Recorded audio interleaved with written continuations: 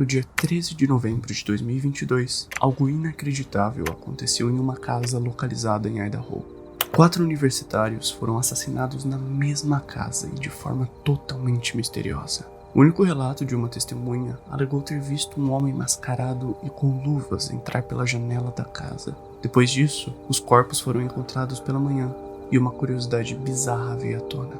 Além dos 4 jovens assassinados, haviam mais 2 garotas na casa, que naquele momento não ouviram os gritos, não viram ninguém suspeito e só foram descobrir o que tinha ocorrido na manhã seguinte. Quem quer que tivesse feito isso era extremamente habilidoso e perigoso. Quem era essa pessoa? A cidade não tinha um homicídio há quase uma década e era um dos lugares mais seguros de se viver no país. As vítimas se davam bem com todos e não tinham nenhum inimigo, então por que elas foram mortas? Como esse crime ocorreu do nada? Como ninguém viu ou não tinha nenhuma pista do que aconteceu? E o mais importante, quem era o perturbador assassino de Idaho? Como ele simplesmente conseguiu encobrir todos os seus rastros? Ninguém imaginava, mas aquele crime iria ter um desfecho mais macabro do que qualquer um pudesse imaginar. E tudo começou nesse vídeo. We know you have questions, and so do we. I probably should have been standing here a day or so ago, but I'm here now. We're going to continue to be here. We're going to continue to give you the information we can. We care about this community. I care about this community. Vocês perceberam como a polícia parecia não querer dar detalhe nenhum sobre o que estava acontecendo? A cidade onde o crime ocorreu era extremamente pacífica e tranquila. Então eles claramente não estavam preparados para lidar com uma situação assim. Ainda mais com a imprensa pressionando por um parecer. Parecer que até ali não estava claro ainda. A ânsia por respostas fez com que a mídia tentasse até mesmo falar com o prefeito. E olha só que bizarro. Ele deu uma declaração falando que o crime se tratava de algo passional, que para quem não sabe, são crimes violentos motivados por emoções como ciúmes ou vingança. Só que logo depois ele voltou atrás e se retratou, dizendo que também não fazia ideia do que estava acontecendo. A falta de respostas deixou as pessoas inquietas o bastante para criar grupos online e começar sua própria investigação através de redes sociais e do Reddit. Só que o que ninguém esperava é que isso foi um grande erro. E tudo graças a essa declaração. We know that these homicides occurred in the early morning hours of Sunday, November 13th, inside the residence on King Road. The 4 were stabbed with a knife, but no weapon has been located at this time. Depois de dias sem resposta alguma, a polícia veio trazer um parecer dizendo que a causa da morte teria sido um objeto cortante, mais especificamente uma faca. E não foi só isso. Também foi revelado que o crime aconteceu entre as 3 e 4 da manhã. Só que as outras 2 garotas que também moravam ali só foram chamar a polícia às 11h58, quase 9 horas depois do assassinato. As famílias ficaram furiosas, já que a única pista que a polícia tinha era o fato de que as mortes foram feitas por uma arma branca. E depois disso, voltaram a ficar semanas em silêncio. Graças a isso, o Reddit começou a bolar a sua teoria, que partiu do senso comum. As 2 outras colegas que também estavam na casa, por qual motivo o assassino as poupou? Como elas não ouviram nada e por que só ligaram 9 horas depois? A irmã de uma das vítimas, frustrada com a falta de transparência da polícia, resolveu colaborar com a investigação online. E quando ligou para a operadora de telefone de sua falecida irmã, conseguiu os registros de chamada daquela noite. E próximo das 3 da manhã, encontraram diversas ligações perdidas de Kaylee para o seu ex-namorado Jack.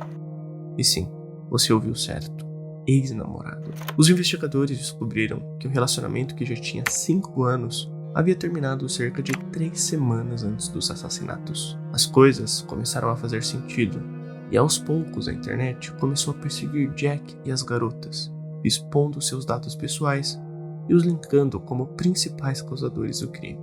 E sabe qual foi o motivo?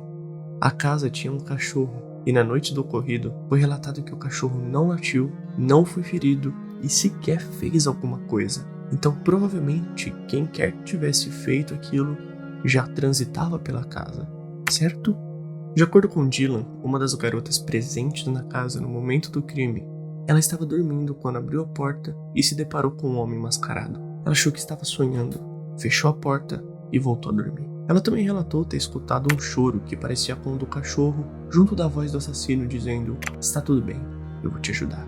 Bethany, a outra sobrevivente, estava dormindo no porão e não ouviu nada do que aconteceu. Dylan foi até o porão após acordar na manhã seguinte e acordou Bethany, contou sobre o sonho e ficou com medo do homem ainda estar na casa. Então ficaram escondidas, ligaram para um amigo em comum que, quando foi até a casa checar, viu os corpos e chamou a polícia. Jack, o ex-namorado de Kaylee, foi defendido pela família da vítima, que disse que eles conheciam ele e que nunca faria algo assim. Ele até mesmo passou a ficar por alguns períodos na casa dos pais de sua ex-namorada, com medo da perseguição online. Mas após a polícia rastrear a ligação que Kaylee fez para ele, o descartou como suspeito. Isso teria sido um balde de água fria, já que os investigadores do Reddit agora não tinham voltado a estaca zero. Só que algo aconteceu. Existia um food truck na região que era bem famoso e conhecido pelos universitários, e eles tinham um serviço onde streamavam todas as noites o movimento a partir de uma câmera instalada no veículo. E analisando essas filmagens da madrugada do dia do assassinato, encontraram Madison e Kaylee, as duas vítimas conversando e comprando comida. E junto, ao fundo, um homem de capuz, que ficou olhando para elas e depois que saíram foi atrás. Alguns estudantes reconheceram o homem e fotos mostram que ele estava também na mesma festa que as duas garotas, horas antes. A caçada online recomeçou, os dados dele foram expostos e rapidamente o assassino já tinha nome, cara e endereço. Porém, os investigadores estavam frustrados. Todos os suspeitos estavam sendo inocentados e não se tinha nenhuma resposta ou atualização por parte da polícia. E a pressão só aumentou quando a população começou a se manifestar, exigindo uma conclusão.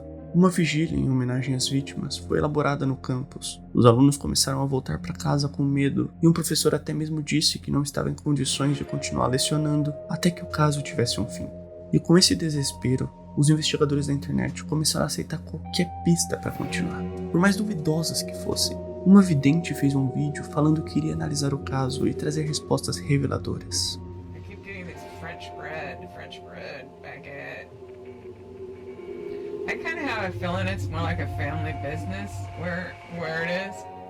Com a suposição de que alguma padaria estaria envolvida no crime, os investigadores identificaram uma que era próxima bastante para presumirem que fosse a mencionada, e começaram a ligar incansavelmente para o lugar, difamando eles em sites e aplicativos e até fazendo pedidos falsos só para poder gerar prejuízo. E acredite, isso piora ainda mais, já que um tempo depois uma leitora de tarô começou a alegar ter resolvido o caso. E olha qual foi a justificativa dela. De acordo com Ashley, a leitora, a sua intuição colocou a palavra história em sua mente. E ao pesquisar História e Idaho no Google, abriu o site do Departamento de História de Idaho e ficou vendo foto de todos os professores da universidade, até encontrar um que fez com que as suas energias lhe dissessem que ele era o culpado. E após isso, divulgou o nome do professor e a internet começou a vazar seus dados pessoais ali. O homem foi tão prejudicado que quando começavam a pesquisar o seu nome no Google, topavam com acusações de assassinato, como se ele tivesse sido o autor. E obviamente ele acabou entrando com um processo contra ela por temer pela segurança da família e sua carreira. Você acha que isso já estava passando do limite? Pois é, a polícia também achava. Tanto que em uma nota, disseram para as pessoas pararem de atrapalhar e de fazer falsas acusações. Só que algo diferente tinha acontecido agora. A polícia estava travada na investigação e resolveu pedir ajuda para as comunidades online, tanto para poder progredir no caso, como também para direcionar o foco das pessoas para o suspeito certo. Só que isso não adiantou, e foi graças a essa filmagem descoberta na câmera de uma casa ali da região.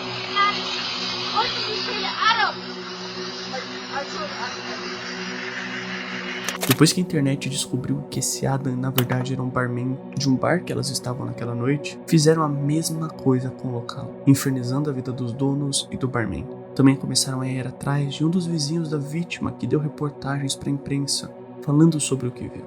Você já percebeu? Nesse ponto, os investigadores estavam paranoicos, seguiam pessoas desconhecidas, atacavam e acusavam quem não tinha nada a ver ou que estava sofrendo com a situação. As coisas haviam saído do controle. Só que abruptamente, quando ninguém esperava, a polícia emitiu um comunicado. Nós capturamos o autor do crime. E quando divulgaram a foto do suspeito, a única pergunta que todos fizeram é: quem é esse cara? Jessica Krahansel. Brian Koberger. Esse é o vídeo de Brian Koberger recebendo seu diploma. Brian era mestre em criminologia, a ciência que estuda a fundo padrões e motivadores de crime, podendo trabalhar em diversas áreas, inclusive na polícia. Brian também era o assassino de Idaho. Alguém completamente desconhecido e que em nenhum momento foi considerado suspeito pelos investigadores online. Mas por que ele fez isso? E como pegaram ele? Se você já assistiu a série Dexter, deve estar familiarizado com a ideia de que, quando um assassino em série sabe como a polícia trabalha, ele consegue facilmente deixar menos pistas na cena do crime. O seu mestrado em criminologia rapidamente o conferiu o apelido de Dexter no meio dos investigadores. E isso não era à tona. A cena do crime estava praticamente intacta, sem nenhum vestígio de Brian, com exceção de um detalhe. Ele acabou deixando a bainha da faca cair durante o ataque, e apesar de estar de luvas no momento do crime, o botão da alça do equipamento continha o DNA de Brian. DNA esse que, com a ajuda do FBI, conseguiram identificar a possível árvore genealógica correspondente, e depois de fuçarem no lixo do suspeito, encontraram um cotonete que comprovou que o DNA era idêntico ao do assassino. Só que ainda faltava descobrir por quais motivos ele tinha feito aquilo. Durante a investigação online, um perfil no Facebook constantemente fazia perguntas bizarras e mórbidas sobre o crime. Perguntas essas que também estavam presentes em um trabalho compartilhado por Brian no Reddit, meses antes do crime. Depois da prisão dele, os investigadores perceberam que as perguntas eram as mesmas e chegaram à conclusão de que Brian estava participando do grupo e da investigação. Com a ajuda de investigações e antigos colegas de turma de Brian, eles descobriram que o criminoso tinha um fascínio enorme pelo serial killer Elliot Rodger. Provavelmente daí veio a inspiração de seu nome na conta fake do Facebook. Elliot foi um assassino que, em 2014, matou 6 pessoas e feriu outras 14 na Califórnia. Ele declarou em um manifesto o seu ódio tremendo pelas mulheres, pelo fato de que, se ele não poderia ter elas, então ninguém mais teria. Brian até hoje não revelou exatamente os seus motivos, mas provavelmente ele partilhava desse mesmo sentimento de Elliot. De acordo com registros, ele estava ficando cada vez mais instável, arrumando brigas na faculdade e até sendo demitido do seu emprego. Junta isso ao fato de que ele também não conseguiu entrar para a polícia como perito, culminou em uma grande frustração interna que ele sentiu, junto da necessidade de descontar em alguém. Só que, por que ele não matou as outras 2 garotas? Ele voltou até a cena do crime às 9 da manhã para pegar a bainha da faca, mas acabou não fazendo. Só aí ele já poderia ter eliminado as outras 2 testemunhas, mas não fez. Essas perguntas e o fato de que ele não falou nada, além de se declarar culpado no julgamento, levou a internet a criar sua própria teoria de que ele tinha sido rejeitado por uma das vítimas no bar onde Adam trabalhava naquela noite. E mais uma vez, fizeram a mesma coisa com o local, que pediu para eles pararem com a perseguição. Brian foi condenado à prisão perpétua. Ele só não pegou pena de morte porque confessou o assassinato, prevenindo os gastos públicos de um julgamento. O pai de uma das vítimas ficou extremamente insatisfeito com o acordo, e não é para menos. O caso até hoje levanta inúmeras perguntas, e é um claro exemplo de como os investigadores autônomos da internet prejudicaram uma investigação e condenaram pessoas inocentes. E se você quiser ver um caso de investigação online que deu certo, eu vou deixar aqui no card o vídeo do açougueiro do Vietnã e como a internet desmascarou ele. Meu nome é Dallas e muito obrigado por assistir mais esse vídeo.